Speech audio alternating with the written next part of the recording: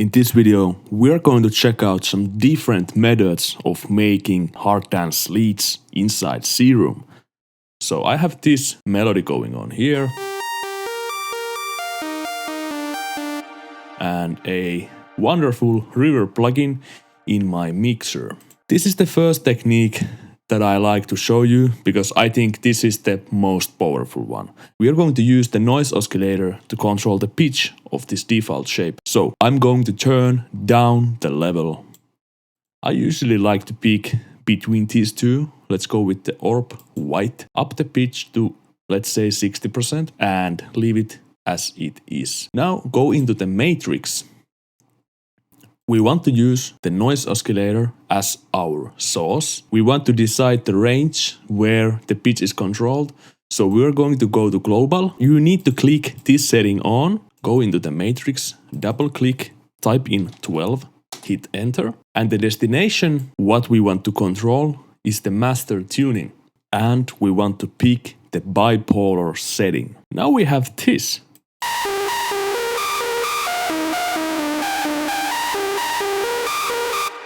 Without the noise oscillator.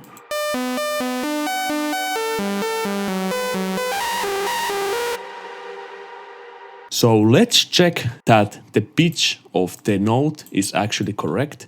I'm gonna use a sine wave. It harmonizes really well with a pure sine wave, which just means that we are on pitch. This is my technique number 2. I pick the default wave shape, use the sync mode, draw it in here, control it with LFO1.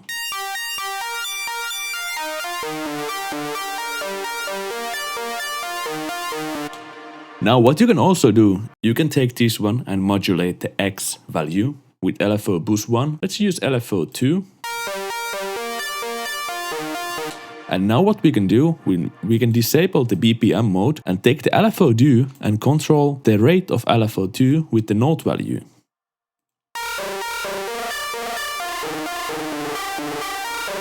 So what we are now basically doing is we are controlling this LFO that is controlling this sync mode with LFO2's position. As you can see, this is moving.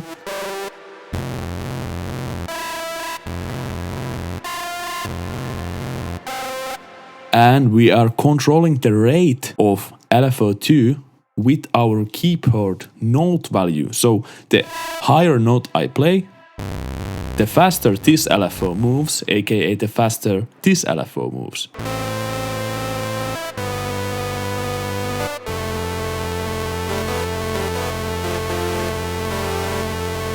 So that's my tip number 2.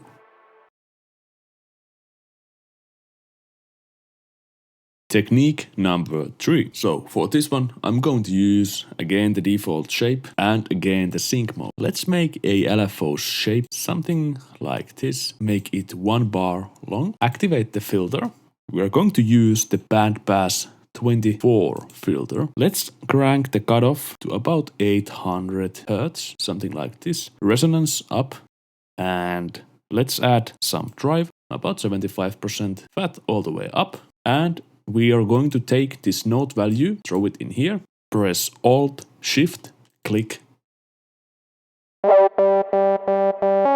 We are going to set up this LFO in envelope mode. Now we just add distortion, diode 1, using the pre-filter, make shape like this, drag this down to about here. Now take the note value, drag it in here, crank the drive.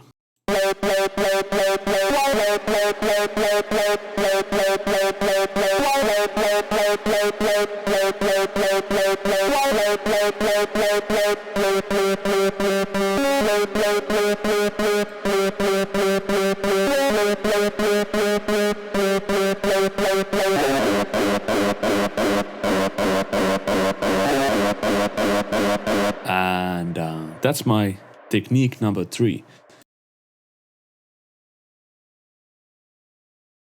In this technique, we are going to use frequency modulation or phase modulation as it is. So let's take FM from A, turn the A level all the way down. I'm gonna pick the basic shapes.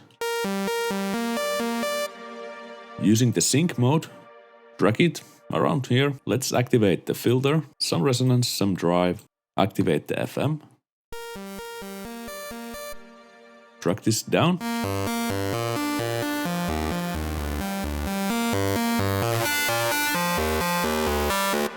Now take an LFO or envelope, put the LFO to envelope mode.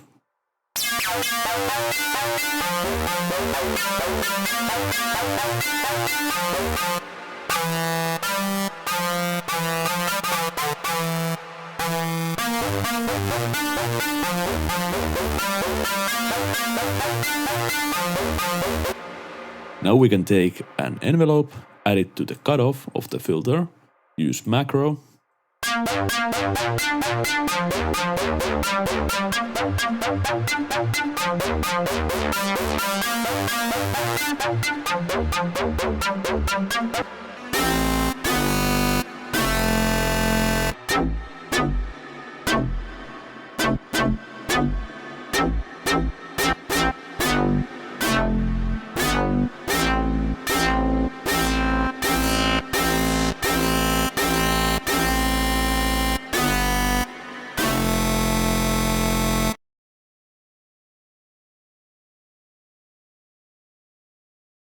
Next up is this one. I'm not gonna make this one from scratch because this is in a way pretty complicated to get done fast. I'm just going to talk about it because this is all about those filtering nuances. So let's check out the sound.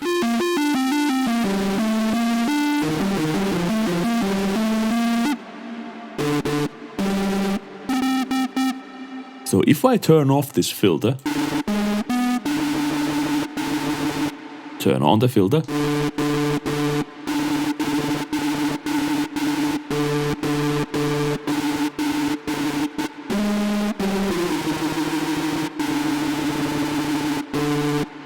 so first of all, what I usually do is I make the sound to be something like this.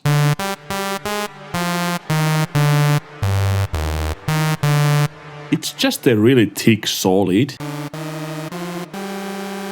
I have one oscillator without unison voices and one with 7 unison voices. I activate the phasing filter and I made a video about phases, and these filters are just emulating phases. I'm running the oscillator A through the phasing filter. After this, I go to an actual phaser. After this, I have a bandpass filter. I'm controlling the bandpass cutoff with the note value, and I made a curve like this. So when I play the higher notes, this value is getting lower. Next up, I want to talk about this. I did an envelope that I use to control the resonance. I want a lot of resonance in the beginning of the sound, but I don't want to leave the resonance on because the filter starts ringing. Next up, the distortion. We are getting somewhere now. I am always using this note value as much as I can with these sort of sounds because, to be honest, it is just so easy to make interesting sounds with this note value thing. I use this note value to control the filter position before the distortion, and this is in bipolar mode, some high end with EQ. And this is great because if we go through the frequency range,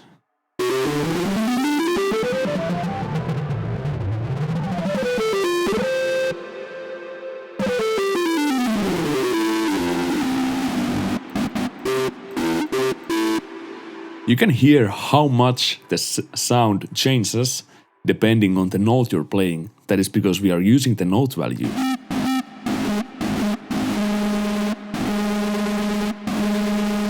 And I like to play around with this.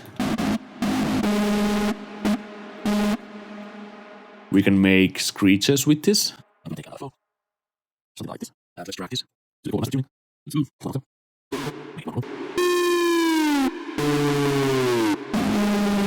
And let's pick a kick from one of my Serum presets packs.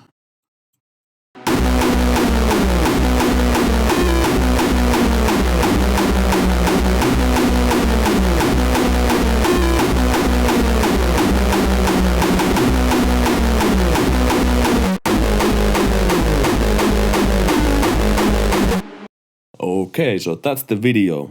If you like the video, subscribe, whatever. If you want to get your hands on these FLPs or presets that I use in my videos, and if you want to get early access and exclusive tutorials, you can subscribe to my Patreon page. The tier 2 guys will get early videos, all the FLP files, exclusive tutorials, and more. Thanks for watching, and let me know in the comments if you have any techniques that you like to use that you feel are unknown or you just want to talk about it. So yeah, let me know in the comments.